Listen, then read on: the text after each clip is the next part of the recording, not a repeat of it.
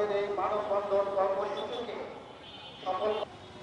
আজকে আমরা যে দাবি নিয়ে নেমেছি দাবি এই কর্মসূচি বাংলাদেশ কর্মসূচি চীন কর্তৃক অর্থায়নের একটি আধুনিক হাসপাতাল দুঃসংবাদ নিয়ে আসবে তারা গাড়িতে।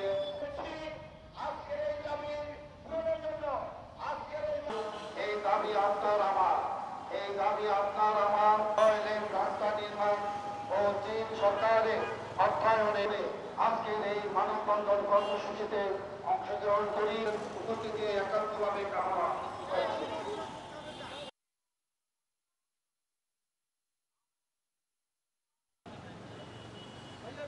দক্ষিণ অঞ্চলের ব্যবসায়ী সাংবাদিক সরকারের কাছে নিবেদন যে আমাদের অতি সত্বর আমাদের 6 লেনের রাস্তাটা শুরু করা হোক এবং চায়না সরকারের কাছে সরকারের সাথে দেন দরবার করে দক্ষিণ অঞ্চলে যেন আমরা একটা সুন্দর বড় আধুনিক হাসপাতাল পেতে পারি তার ব্যবস্থা।